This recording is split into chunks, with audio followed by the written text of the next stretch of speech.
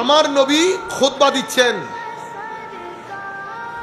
হযরতে হাসান এবং হুসাইন ছোট ছোট বাচ্চা।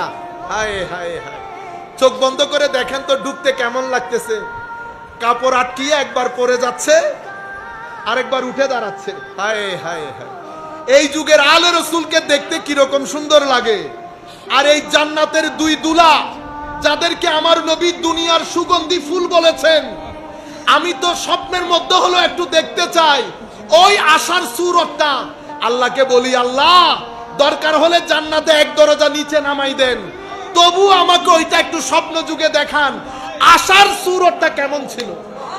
মসজিদে নববীতে ঢুকছে, জলিলুল কদর সাহাবায়ে কেরাম তাকিয়ে আছে, ইমামুল মুরসালিনও তাকিয়ে আছে, দুই সাহেবজাদায়ে রাসূলুল্লাহ ঢুকতেছেন, একবার পড়ে যাচ্ছেন, একবার উঠে দাঁড়াচ্ছেন।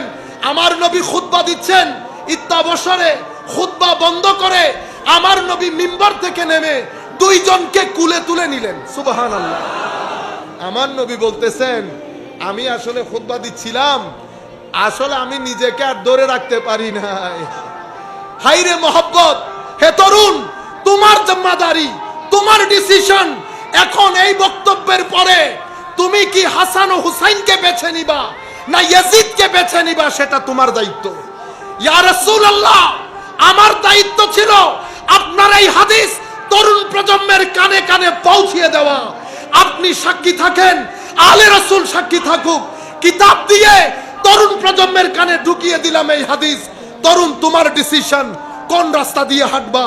পরের হাদিস 3733, এই হাদিসের মধ্যে আমার নবী ইরশাদ করছেন, সমস্ত আলে রাসূল এই হাদিসের বর্ণনাকারী, জাফরুস সাদেক, মুসা কাযেম, ইমাম বাকের, আলী জাইনুল আবদিন, ইমামে হুসাইন, হযরতে আলী, সবাই এই হাদিসের বর্ণনাকারী।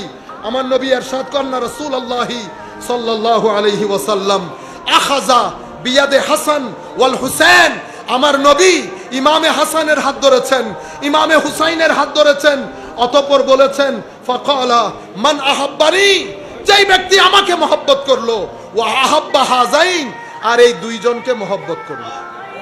আমাকে মহব্বত। হে তরুণ, আমি চাই এই আওয়াজ তোমার কানে পৌঁছাক।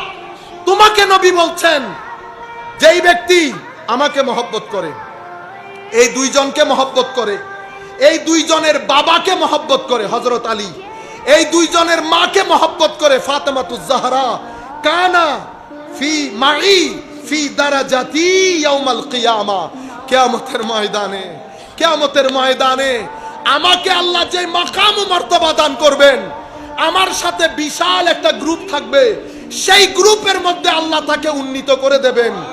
আমরা আমার নবীর দরবারে বলছি, আল্লাহকে বলছি, আল্লাহ আমরা গুনাহগার, মাওলা আমরা গুনাহগার, এটা সত্য। আমাদের মতো জালেম রুয়ে জমিনের মধ্যে নাই, আল্লাহ এটা সত্য। আমাদের জাহেরে বাতেনে গুনার কালো তিল আছে, সত্য আল্লাহ, সত্য। কিন্তু আমরা যে আপনাকে মহব্বত করি, এটা তো সত্য। আপনার বিরুদ্ধে যখন কেউ কথা বলে, সিনার মধ্যে আমাদের যেন আগুনের ছিটা লাগে, মাওলা এটাও সত্য। আমরা আমার নবীর সুন্নতের উপর আমল করতে পারি না, সত্য। আমার নবীকে যে দিল ও জান দিয়ে মহব্বত করি, এটাও সত্য। নতুবা বাংলাদেশে আমাদের সাথে কারো কোনো ধরনের মারামারি হয় নাই, কাটাকাটি হয় নাই। যারা রাজনৈতিক দল করে তারা করে, তাদের সাথে হ্যাঁ বললে হয়তো আজকে আমারও একটা 5 তারকা হোটেল থাকতো।